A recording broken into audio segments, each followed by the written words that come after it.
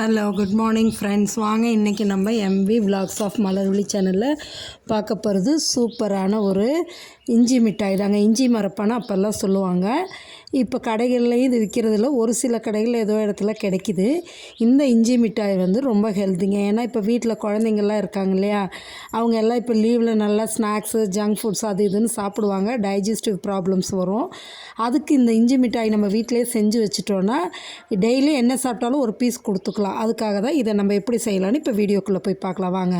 பாருங்கள், இந்த இஞ்சியை எடுத்து தோல் சீவி நல்லா கழுவி எடுத்து வச்சுருக்கேங்க. இதை இப்போ நம்ம துருவியும் எடுத்துக்கலாம், நறுக்கியும் எடுத்துக்கலாம். நான் நறுக்கி எடுத்துருக்கேன்.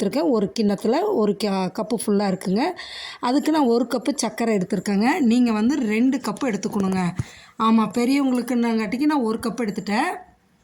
நீங்கள் குழந்தைங்களுக்குன்னா 2 கப்பு சர்க்கரை எடுத்துக்கோங்க. இப்போ இதை வந்து நம்ம மிக்ஸி ஜாரில் போட்டு தண்ணி ஊற்றாமல் அரைக்கணுங்க. தேவைப்பட்டால் 1 ஸ்பூன் இல்லாட்டி அதிகபட்சம் 2 ஸ்பூன் தண்ணி ஊற்றி அரைச்சி எடுத்துருங்க. இந்த அளவுக்கு தான் வரும், ரொம்ப நைஸாக வராதுங்க. இந்த அளவுக்கு அரைச்சதை எடுத்து வச்சுக்கலாம் வாங்க. இப்போ இதை வந்து நம்ம வானலில் போட்டு செய்யலாம். நீங்கள் வந்து நாட்டு சர்க்கரையும் போட்டுக்கலாம், வெல்லமும் போட்டுக்கலாம், அது உங்களோட சாய்ஸு. நான் இன்றைக்கி ஒயிட் சுகர் தான் எடுத்திருக்கேன்.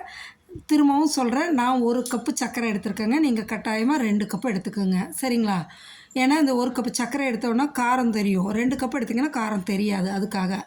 இப்போ இந்த 1 கப்பு சர்க்கரைக்கு வந்து நான் 1/4 கப்பு தண்ணி ஊற்றிக்கிட்டேங்க. நீங்கள் 2 கப்பு சர்க்கரை எடுக்கும்போது அதுக்கு 1/2 கப்பு ஊற்றிக்கிங்க.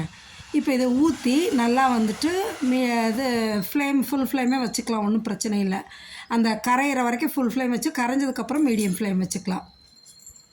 இதை வந்து நல்லா சர்க்கரை பாகு வந்து ஒத்த கம்பி பதம்னு சொல்லுவாங்க, சிங்கிள் ஸ்ட்ரிங் வர வரைக்கும் நம்ம காய்ச்சணுங்க. அந்த ஒத்த கம்பி பதம் வந்ததுக்கப்புறம் தான் நம்ம அரைச்சி வச்சுருக்க அந்த இஞ்சி பேஸ்ட் எடுத்து இதில் போட்டு கலக்கணும், கிளறி விடணும். இப்போ பாருங்கள், நல்லா சர்க்கரையெல்லாம் கரைஞ்சிருச்சுங்க. எடுத்து பார்க்கும்போது கையில் இப்போ 2 விரலால் எடுத்து இது பண்ணி தொட்டு பிடிச்சி எடுத்தோம்னா கம்பி மாரி இழுத்துட்டு வரணும். பாருங்கள், இப்போ நம்மளுக்கு இதிலே எடுத்து விடும்போதே இந்த ஸ்ட்ரிங் வரும், ஒத்த கம்பி.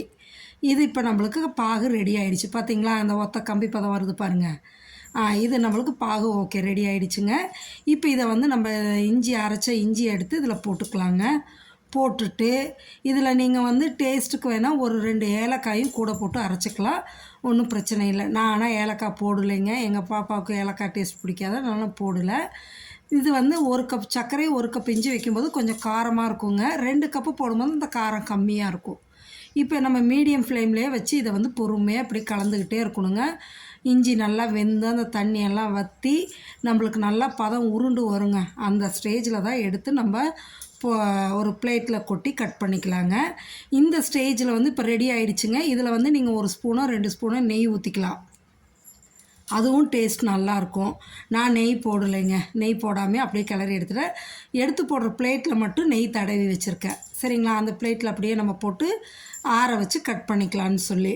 நீங்கள் வேணால் 1 ஸ்பூன் நெய்யை ஊற்றிக்கிட்டிங்கன்னா நல்லா டேஸ்ட்டு இன்னும் நல்லாயிருக்கும். இப்போ ரெடி ஆகிடுச்சிங்க, நம்ம எடுத்து பிளேட்டில் கொட்டியாச்சு. பாருங்கள், கொட்டி நல்லா மெலிசாக இது பண்ணியிருக்கேன், மொத்தமாக இல்லாமல். ஏன்னா கொஞ்சம் தானே மெலிசாக இது பண்ணி, குறைஞ்சது 2 மணி நேரம் 3 மணி நேரம் ஆகுங்க இது ஆறுறதுக்கு.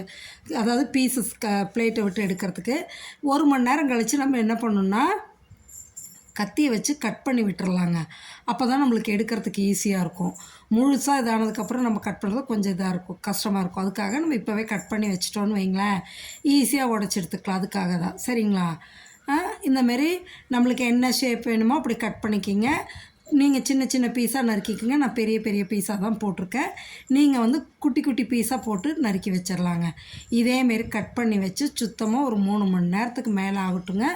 அதுக்கப்புறம் நம்ம பிளேட்டை விட்டு தனித்தனியாக பீசஸாக எடுத்துடலாங்க. அவ்வளோ சூப்பராக இருந்தது இந்த இஞ்சி மிட்டாய்ங்க.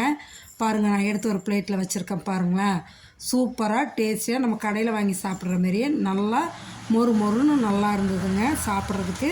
நீங்களும் செஞ்சு சாப்பிட்டு பார்த்துட்டு எப்படி இருக்குன்னு மறக்காமல் நம்மளுக்கு சேனலில் கமெண்ட் பண்ணுங்கள், சப்ஸ்கிரைப் பண்ணுங்கள், லைக் பண்ணுங்கள், ஷேர் பண்ணுங்கள், சரிங்களா? மறந்துடாதீங்க. நம்ம சேனலை பார்த்துட்டு உங்கள் ஃப்ரெண்ட்ஸ் அண்ட் ரிலேட்டிவ்ஸ்க்கு ஷேர் பண்ணி விடுங்க. சப்ஸ்கிரைப் பண்ணாமல் புதுசாக பார்க்குறவங்களா இருந்தால் சப்ஸ்கிரைப் பண்ணி விட்டுடுங்க, சரிங்களா? ஓகே ஃப்ரெண்ட்ஸ், தேங்க்ஸ் ஃபார் வாட்சிங்.